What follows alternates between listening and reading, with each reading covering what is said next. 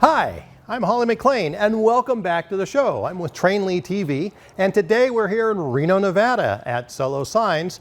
And we'll be talking with Lane, who has been doing all of our painting and pinstriping of the graphics on our train cars. And he's just been finishing up the 2 cabooses that we've been working on for almost the last coming up on almost a year now. And we're down to the home stretch. We got the pinstriping done and we're getting some covers made, and then we'll be taking one of these back down to Los Angeles to the Tunnel Cut and Trestle Railroad. But let's go ahead and meet Lane. Oh, hi Lane, how's it going? Hey Holly, good to see you. Good to see you. Well, so I see you've been doing your magic touch again to one of our cabooses here. Yeah, I actually had some choice words for you. You know, with the way you selected this corrugated siding for me to letter on. But by hook or by crook, I figured out how to negotiate it with my brushes and all that. So how long have you been? How'd you get into the sign painting business, and how long have you been doing that? Well, kind of a poor college kid walking around town up in Idaho, and I realized that I was down right on the street, realizing that there were these hand-painted windows and signs there on the street. And I was up there as an art major. I was actually not a very good artist, but the precise art, that it was hand-painted but still precision, kind of clicked with me.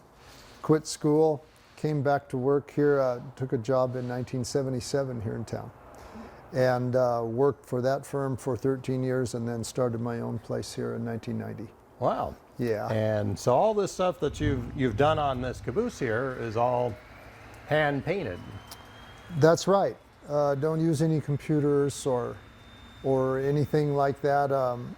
All these letters are hand drawn. I generally try to get everything set up the way I want it on paper, and for instance here, and then I trace that on there so I keep everything centered and leveled and everything, and then this is ready for the other side or multiple uses, you know. So then the little stuff, you know, I'm just laying out and lettering it just off the brush, but some of this bigger stuff I lay out.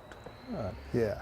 And so what do you normally do? You probably don't specialize in doing miniature railroads, although lately you have been. We've been, well, you've kept me rather busy.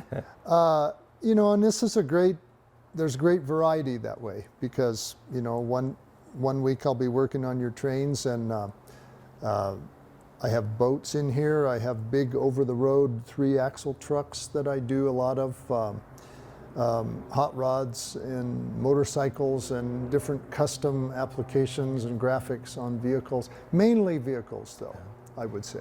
Yeah, when I was in here the other day, you had that great big 4-axle, big black semi that was... Yeah, yeah, we actually had to roll it out of my shop to make room for this train. So, about how long did you, about how long does it take you to do this car here? I think, you know, I was able to do 3 sides off the table, and then I had a friend help me. This is rather heavy. We flipped it around, and I did the 4th side, and I kind of kept track of my time, and I think it was a little over 20 hours worth of work to do that. Yep. You know, because like this yellow is not a very good opaque paint, so I painted everything white first, and then yellow on top of it to get a nice opacity, you know. But yeah, just little details, you know, little shadows and centers and some decor in here, and it just, you know, and then the corrugation, it seemed like the hours just kind of kept rolling, you know.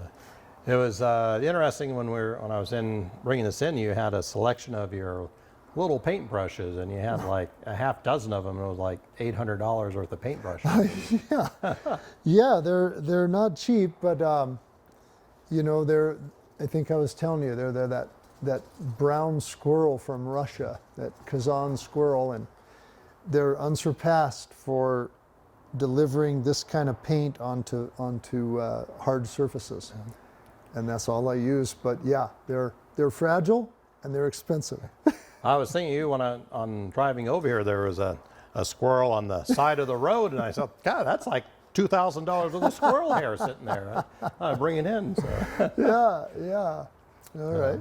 And I know that on some of the other locomotives that you did a few months ago, actually last summer. Geez, that was last summer when we did those. It was. You did some, I believe it was 24 karat gold leaf on some of the lettering and so forth. And yeah, it was, you know, you get that metallic glint, especially these trains being out in the sun. You know, they really pick it up. I know you asked me about it on these, but I didn't think it would show up. The application would work on this, but yeah, those big ones got some gold leaf going and did the spin and the clear. Yeah, well, when we had them down at the meet down in Los Angeles, boy, they sure were a showstopper. Everybody was coming up and wanted to take their picture with them, and they just sparkled in the sunlight. So good, that was great. Good. And yeah, that one stripe we put on that, you know, had a pretty good thickness to it, to where it would, yeah. Well, great. Well, I want to thank you. So you always just do such a wonderful magic touch to these, and who knows, you know, you might have people sending you more train cars from around the world to add your magic touch. It's nice, you know, a lot of times these are all put on just by decals, and they just don't quite have the same quality and art to them as when you're doing them by hand. Well, yeah, you know, and I mean, these little letters, you know, I stayed on the high spots, and then I selected thicker letter styles that could span those gaps, you know. So that's the good thing about hand lettering, is you can move things around and make things work. You're not tied to, like you say, a decal. Yeah. All right. Well, thank you very much again. These are absolutely beautiful. All right, Holly. And we'll have some more coming in. Appreciate the work, man. All right. Well, I'm Holly McLean with Trainly TV, and thanks again for watching. And we will be back next time with some more of finishing up these cabooses. Thanks again for watching.